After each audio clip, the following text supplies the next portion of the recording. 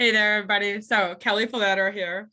And this is the show about grit, guts, and courage. And so this is where we talk to people who have some sort of challenge in life, and it took grit, guts, and courage to get through it. So today my guest is Karin, and she's just got this beautiful story that I know you're going to be so inspired. So welcome, Karin.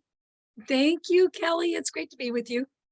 Yeah, great to be with you too. So Karin, let's just jump right in. Tell us the story. Okay, so I thought about a number of stories that I could share, and I thought that one of my most impactful turning points in my life would be beneficial, right? So I went through 1 year of brick and mortar college. That means actually going into the classroom, right? And during that time frame, I was I I was everywhere. I was having such a great time just partying and burning through money and not paying attention to classes and stuff. And it even got to a point where not only did I not only did I have such a hard time there, I quit. Right. I quit going to college altogether. I was like, I know that I keep burning through this money and I can't do that because I'll have this big bill and I'll have nothing to show for it. So I moved up to Arkansas for a little while. And while I was in Arkansas, I worked at a place, a hardware store, one of the big box hardware stores. And I had a great time up there too.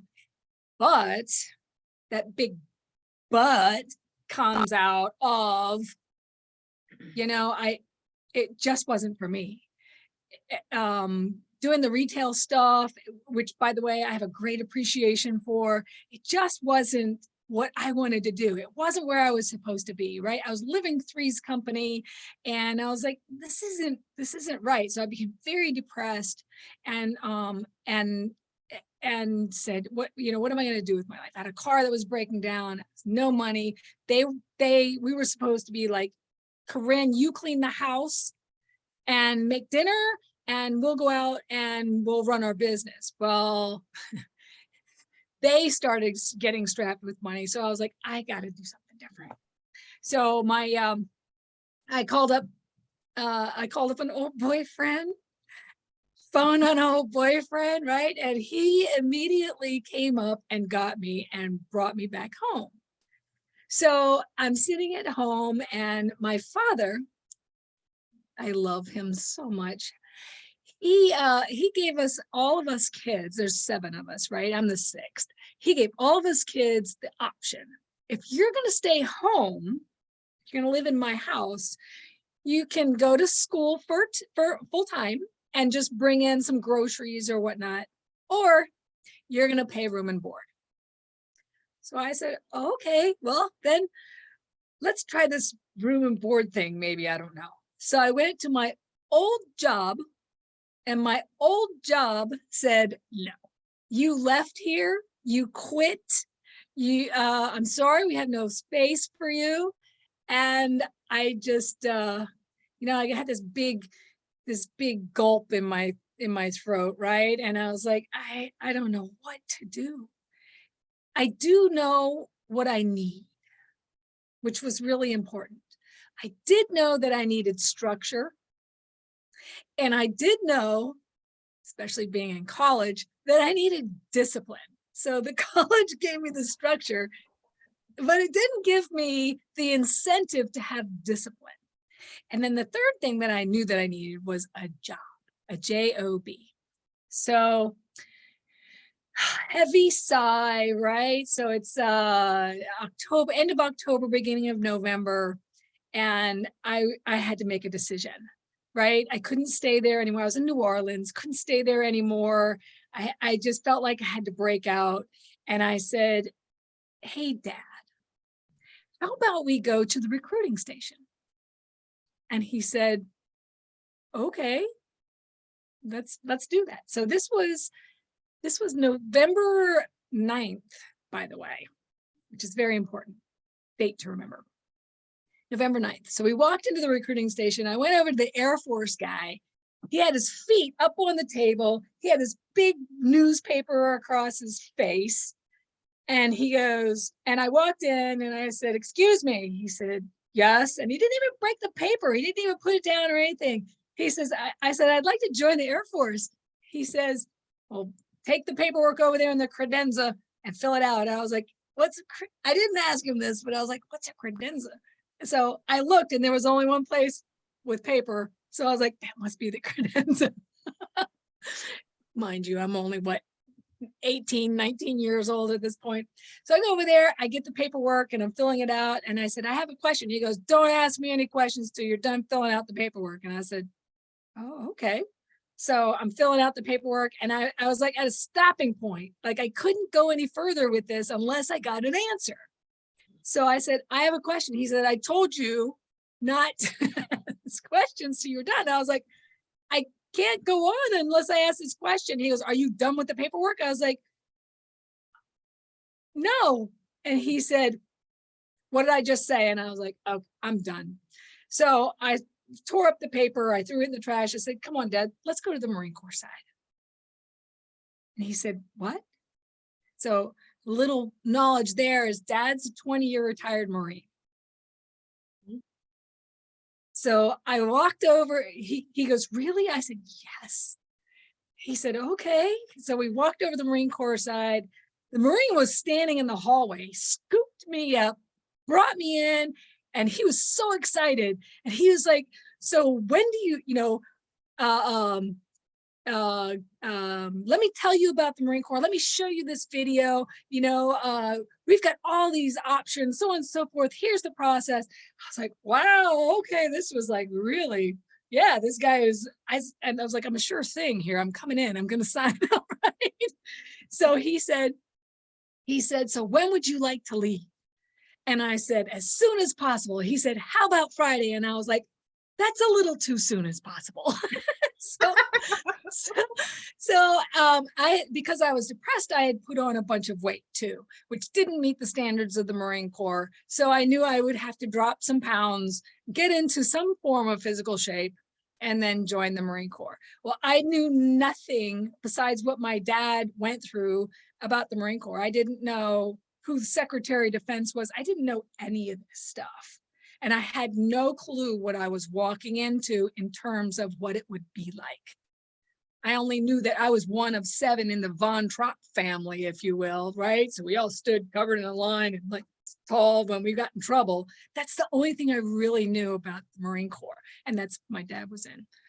So I signed on the dotted line, and in January of 1985, went into the Marine Corps and stayed in. I didn't know anything going in. People were running circles around me. They call it stating knowledge, right? They were like, who's the Secretary of Defense? Who's the Commandant of the Marine Corps? I was like, what is the Commandant of the Marine Corps? What is all this stuff? So I had to learn it fresh in boot camp because I didn't know any of that stuff. And I ended up being in the honor platoon when I actually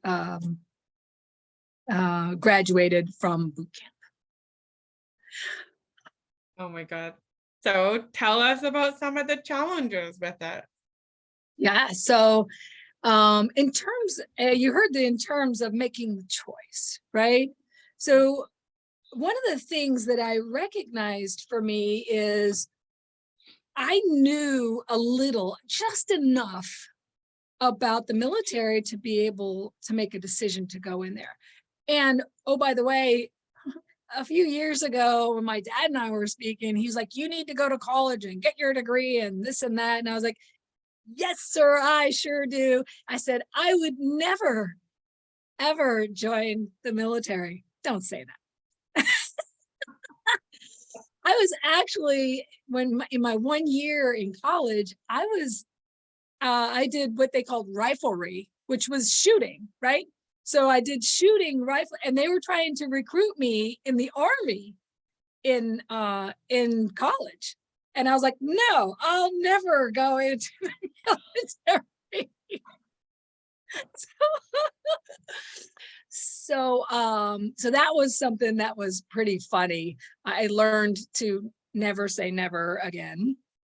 Also, I also, one of those things of in those 2 months, all of November and all of December, the rest of November and all of December, leading into going into into boot camp, I was just trying to get in physical shape. I actually didn't know anything else. I asked my dad, I was like, could you teach me how to stand at the position of attention?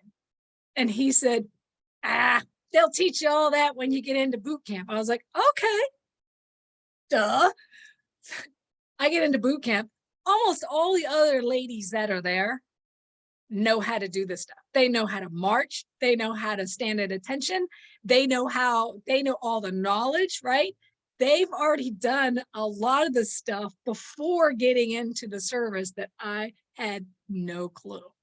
So that was a huge challenge. And what I've been told almost all of my life, and it just dawned on me this year, is, Karin, you just have a lot of heart.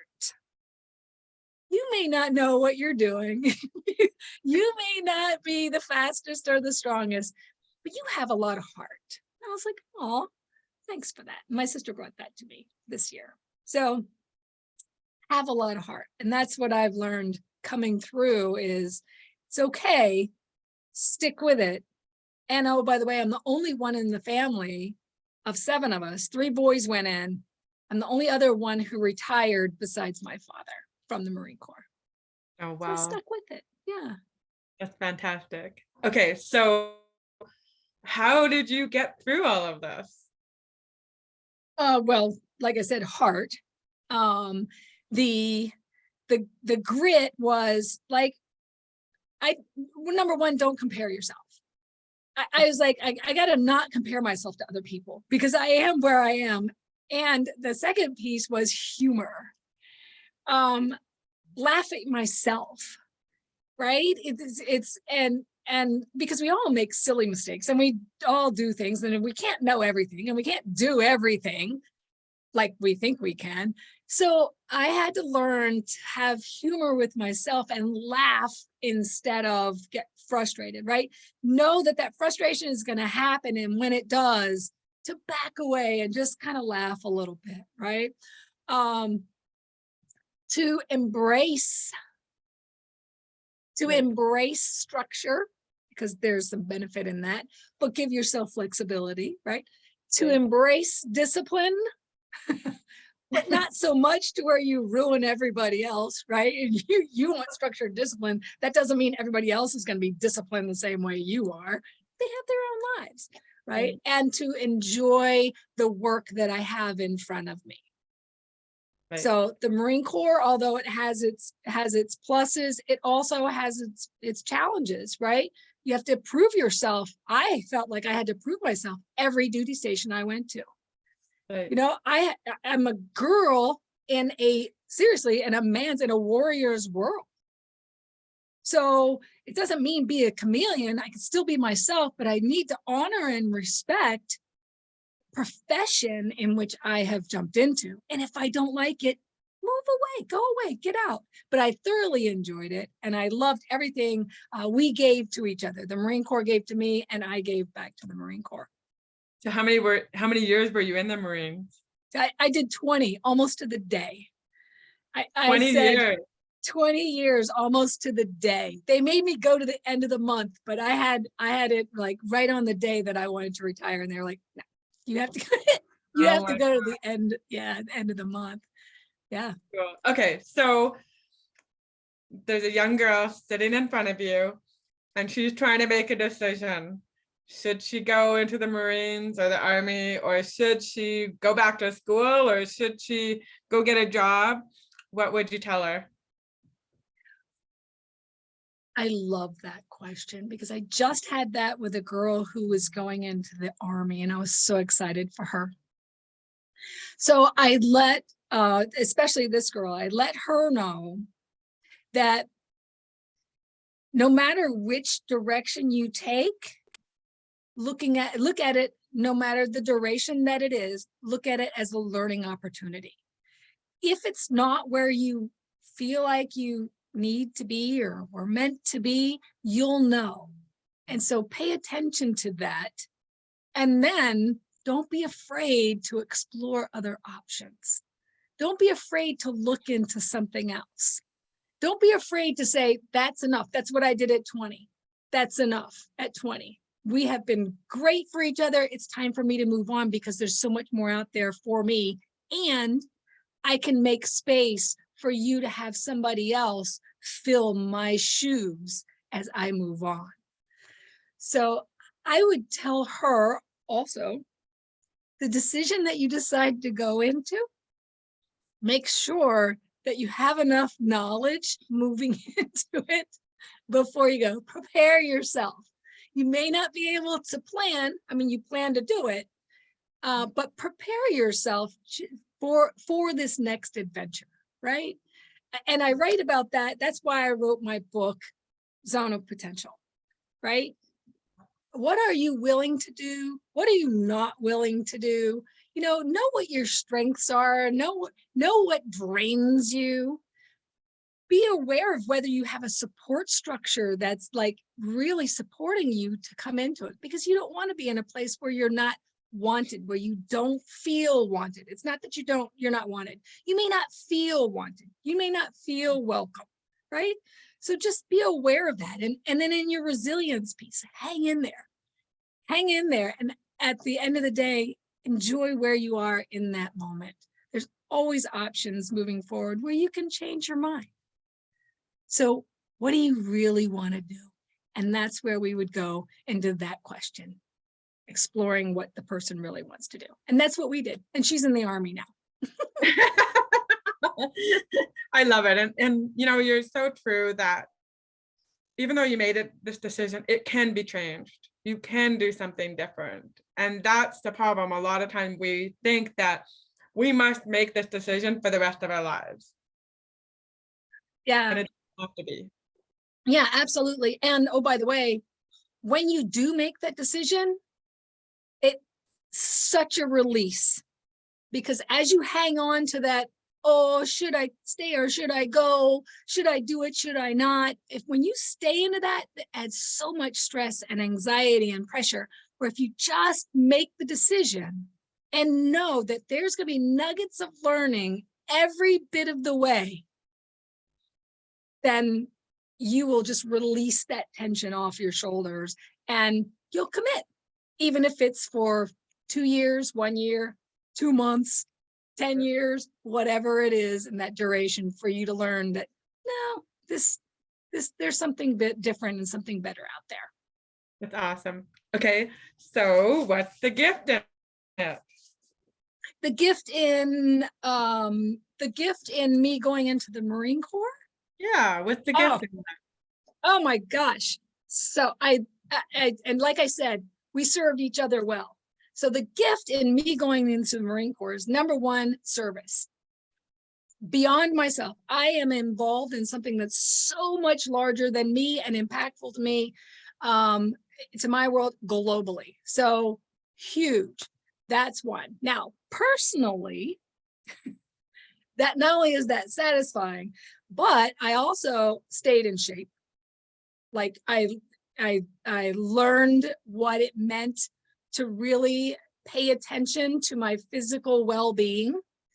Number two, courage. I gained so much courage in being a Marine, right? You don't join the Marine Corps, you be a Marine in the Marine Corps.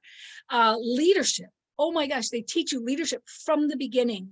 So I've learned so much leadership in being in the Marine Corps, and it's transferable once I retire. So I bring it with me. I'm a leadership coach today, right? Because of that. Yeah. I learned, one of the biggest things that I learned was that turning point in my life of self-awareness of I needed structure, I needed discipline, and I needed quality, meaningful work. So resonated in me that that's what one of the biggest parts of Karin's words, right?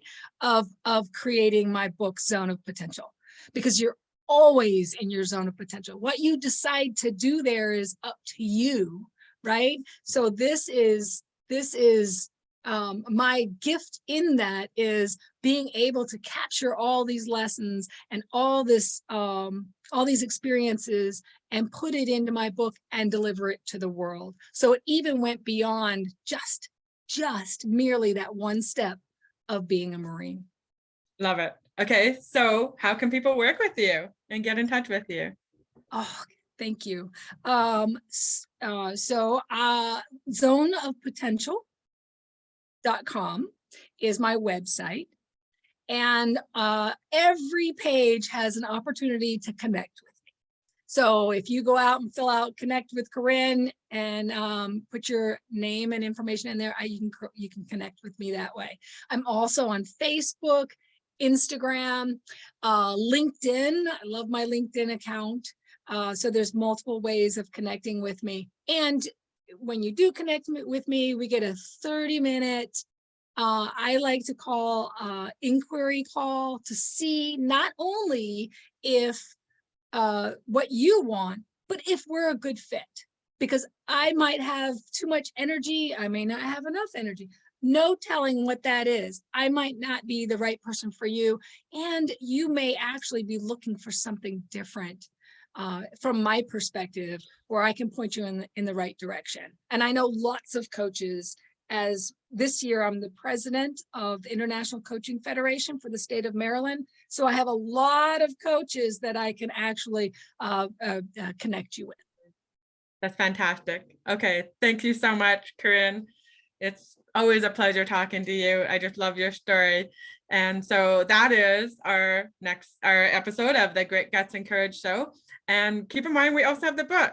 So do you want to read more stories? We have the book. Yes, we have Zone of Potential book for Karin, which is so awesome.